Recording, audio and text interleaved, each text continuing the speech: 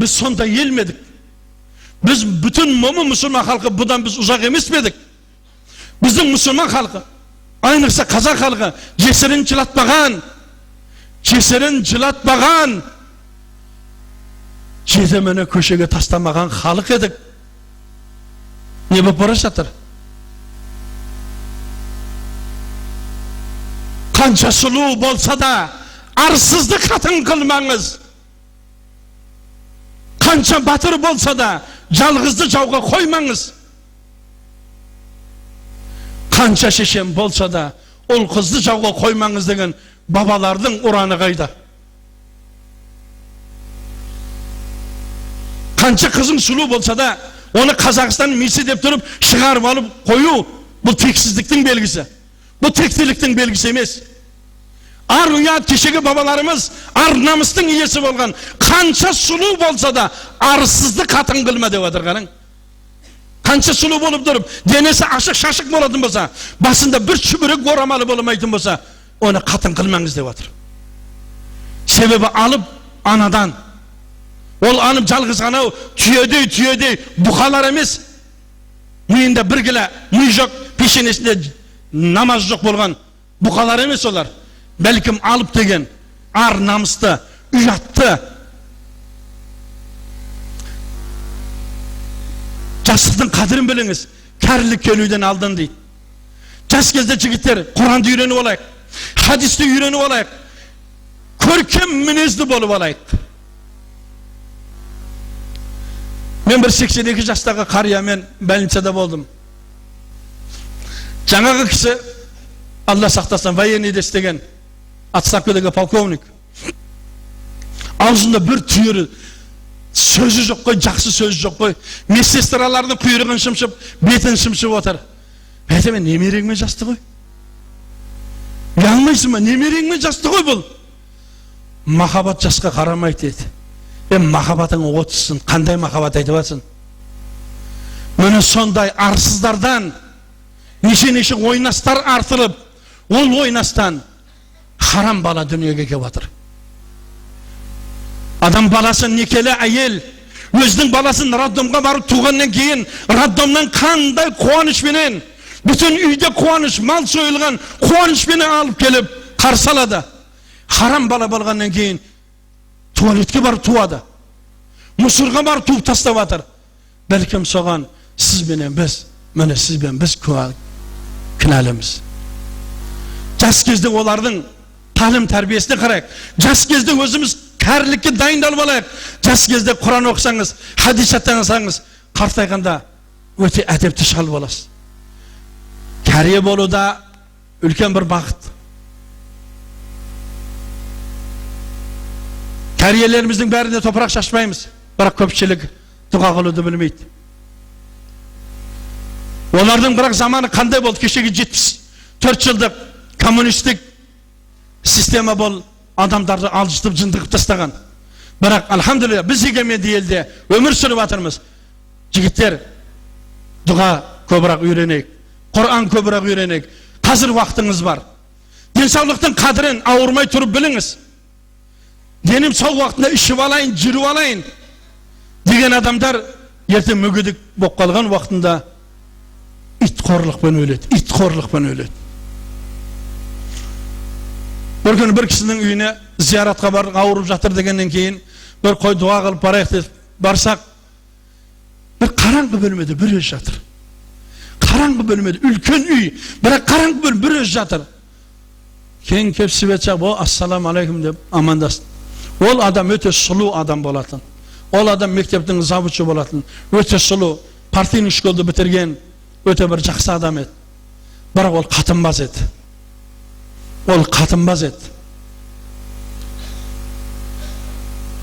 Абдығаппар деді. Құдайға өкпем жоқ, Құдайға деді. Денім сау кезде бір рет мешітке бара алмадым. Денім сау кезде бір рет ораза тұта алмадым. Денім сау кезде қайырлы жұмыс істей алмадым. Білесің, менің атымды бәрі қатынбаз деп айтады. Мені өлер уақытта қорбап жатырмын. Бала шағам сыртта отыр. Шайын ішіп, тамағын ішіп. Solar üçün ömürümde ötkizmedim. Bırak olardım aldığında әкелік қадірім жоқ. Mene bugün өлердей қор болып жатырмын. Балалығым есіме түсті. Қайтейін, балалықтан еш мән қалмаған екен. Мен әлі бұндай қатынбаз болып, арақ, құмарға берілген адамдардың дұрыс өліммен өлгенін көрген жоқпын әлі осы уақытқа шейін. Бәлкім ауырмай тұрып денсаулықтың қадірін білейік. Ауырмай тұрып көбірек мешітке келейік. Көбірек намаздарымызды оқайық. Көбірек тәубаларымызды қылайық. Байлықтың қадірін кедейлік келуден алдын біліңіз. Мына мешітке ат салысып атқан азаматтарға Алла разы болсын. Дүниең бар кезде бер, мешіт сал, медресе сал, жол сал.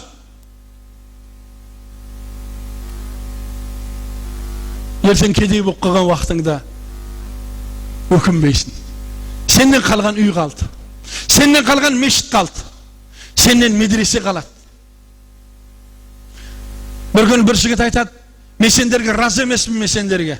Мен мұсылмандарға вообще разы емеспін. Ай, неге, не разы емеспін, не болып қалды саған? Мына христиандар әдем кітаптарын тегін таратады. Сендер ақшаға сатасыңдар. Машалла, жақсы ғой. Сен өзіңде өлетін жерде емессің. Жұмаға барған уақытыңда өміріңде бір рет 1000 теңге садақа қылғансың ба дедім. 1000 теңге садақа қылғансың ба өміріңде? Қалтаңды жайлап ашып қарайсың. Ана мыжылып реңі өзгеріп кеткен 200 теңге болса, мыналар мені көрсін деп жаңағы 200 теңгеңе мышық келмейді ғой айналайын. Соны да бермейсің ғой, 200 теңген. Ал еврейлер бір жылда мұсылмандардың зиянына, мұсылмандарды өздерінің дініне шақыру үшін мына клуб болып, қазір білесіздер, бүтін барлық жерде анау не дейді, футбол ойындары. Букмерші контора. Міне осы букмерші конторалардың ең үлкен түбі еврейлер отыр. Мұсылман жастарını қорыту үшін. Қанша мұсылмандар 200 теңге садақа қыла алмайды. Бірақ букмерші контораға барып тұрып 500 мың, 600 мың, 1 миллион ақшалар тігіп жатыр. Соның ішінде не бір намазхандар бар ішінде. Еврейлер бір жылда 9 триллион доллар ажыратады, 9 триллион. Мұсылмандар жұмаға келіп тұр 200 теңге садақа бермейді. Христиандар бір жылда 33 миллиард доллар ажыратады мұсылмандарды құрту үшін. Бірін-біріне айдап салу үшін. Сен тағы маған мұсылмандардың ырза емеспен кітапты сатасың дейді. Байлар қаны берсін. Ана құмарбаздар букмерші контораға салған 500 мың теңгесін әкеп берсін. Мына халыққа кітап таратыңдар деп таратамыз. Таратамыз бәріне. Мұсылмандар келіп, мені садақа мынау 10 мың теңге, 100 мың теңге, мені садақа тастасын. Мешіттердің жанына жақсылап тұрып футбол ойнайтын клубтар салып қоямыз. Мұсылмандар келіп ойнайды. Ал бірақ оны істей алмайды да, бірақ аузым бар деп сөйлей береді. Басыңызға бір іс түсіп қалудан алдан бостандықтың қатырын біліңіз. Түрмеге барып атырмыз. Түрмеде не бір жігіттер отыр. Не бір арыстан жүректі жігіттер отыр. 20 жылға кетіп қалған. Жасы егерде 25-те болатын болса, ертең 45-інде шығады. Оның баласына кім тәлім тәрбие береді? Оның әйеліне кім тәрбие береді? 45 жігітпен сөйлестім. Өмір бақи түрмеге жабылған. Солармен сөйлесіп отырсам, бізде түрмеде намаз оқытырмай жатыр. Түрмеде мешіт аштырмай жатыр дейді. Мен кім кінәлі бұған? О ағайындар, бұған кім кінәлі дедім. Biz türmelерге барат дедік. Türmelерге қанша кітап апарып беретін едік. Türmelерге кіріп мешіттер болатын түрмелерде. Үлкен мешіттер, ине шаншар жер жоқ еді. Сол мешіттердің біріншісі Атырауда түрмеден қашып, қанша солдаттарды атып, қаруының арқасынан болмады ма?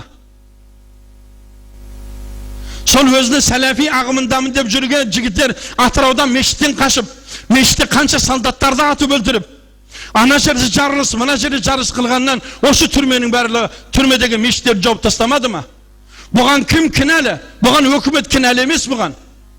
Оған ана милиция, ана солдаттар кінәлі емес. Ол жерде сендерге ұқсаған жартыбастар кінәлі болды. Міне сендерді осындай идеямен тәрбиелеген басшыларың отыр, Саудияда отыр, Түркияда отыр, Дубайда отыр. Барлығы мәз, міне сендер суға зар болып отырсыңдар. Өмір бақи түрмеге кесілдің. Өмір бақи. Қатының қайда қалды, балаң қайда қалды? Сендеріңе солар звондап тұрады ма деп жатырмын да, хабар алады ма? Енді бұл Құдайдың тағдыры енді. Енді сабыр. Олар айта алмайды. Себебі сендер салфеткасындар. Сендерден шейін пайдаланып лақтырып жібере сал. Олар рахатын көріп отыр. Сенің әрқайсыңнан неше мың доллардан пайда алып отыр ана жақта. Сен бейшаралар түрмеде отырсың. Көшеде қылмыс әлемі деген әлем бар. Сол әлемде де ұрлық қылады, героин сатады, құрал сатады, бірақ түрмеге түссе олардан хабар алады.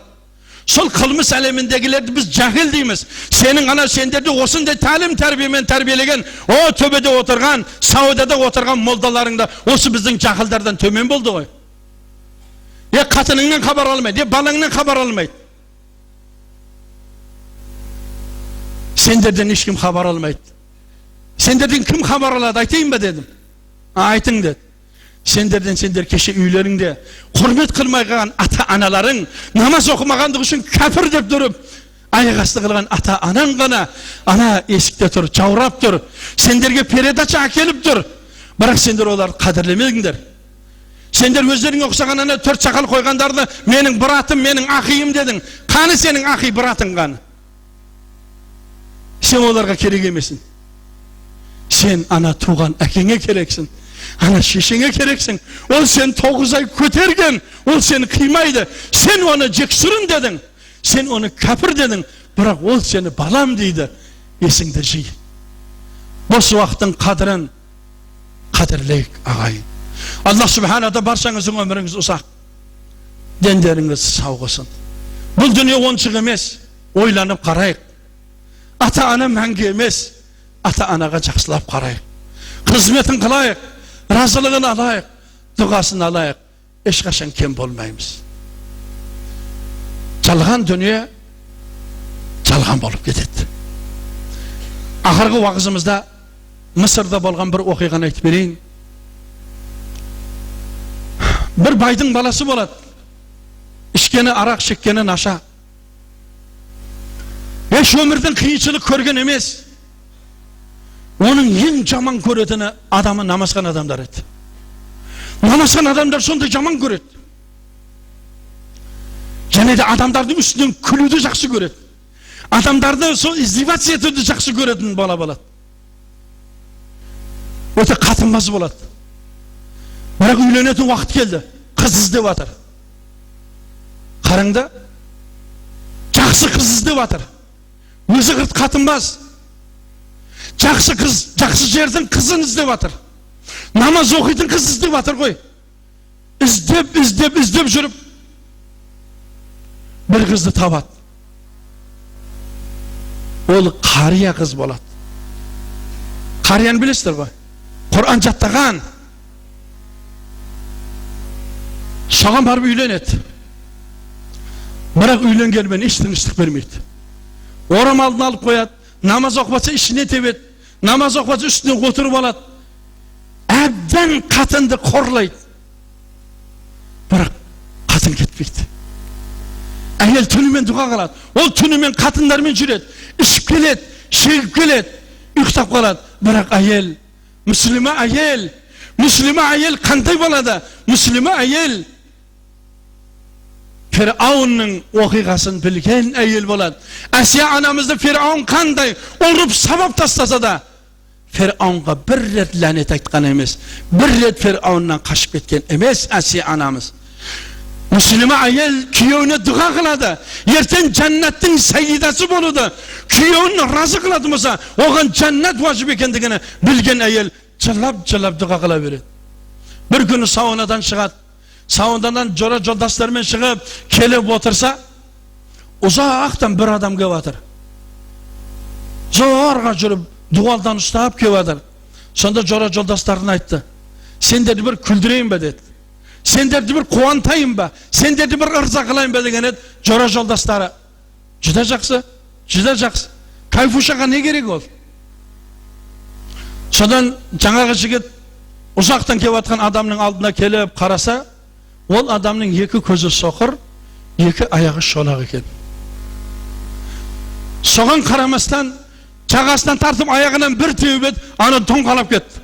Ана жерде отырған оның жолдастары күлді, қатып жатыр, ырза болып жатыр.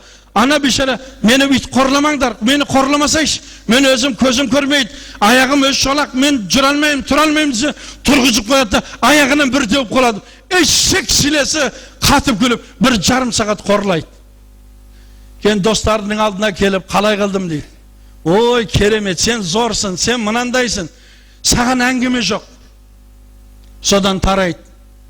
Кешке жақын үйіне барса, әйелінің толғақ ұстап қалады. Ойбай дейді, скорый шақырады. Больницаға шырылдап кетіп жатыр, сабыр қыл. Баланың жүрегінде, о, қазір менің әйелім ұл туады. Ертең жуамын. Бізде не бір жартыбастар бар ғой, төлгі жуатындар. Оларды да сондай да. Жуамын, мынанда ресторанға заказ беремін, арақ ішемін, үйтем. Больницаға алып келеді, әйелді кіргізіп береді. Күтіп отыр. Мынаға $1000 алты қалтаға сақ қойып, қас сүйіншіге бір $1000 берейін деп, сондай бір ырза болып отыр. Сөйтіп еді, ол деп айқайлады. Еркектен еркек туылады да, еркек туылады деп, сондай бір қуанып отыр еді. Сіз кетіп тұрың, қазір врачқа оңыз керек деді. Бол деді да, $1000 қолына ұстап тұр. Bir кезде врач шығып келді. Врач шығып келіп еді, врачтың реңі ағарып кеткен. Не болды деді. Енді інім деді, докторға разы бол. Бұл Аллахтың тағдыры деді. Өліп қалды ма деді. Жоқ, тірі деді. Неге, не айтып вас деді. Сіздің балаңыздың екі көзі соқыр, екі аяғы шолақ болып туылды деді. Жігіт рең ағарып, арқаға барып зорға отырып қалды. Құдай деді. Бүгін ғана біреудің үстінен масқара қылып күліп едім. Ешқандай өткізбестен өзіме қайтардың. Алла, мені кешір деді. Үйіне кетті. Бірақ баладан хабар алған жоқ. Әйелден хабар алған жоқ. Әйел бір аптадан кейін соқыр баланы, екі аяғы шолақ болған баланы көтеріп үйге келді. Оны күтіп алған ешкім жоқ. Оны күтіп алған. Үйге келді де өзінің тіршілігін бастады.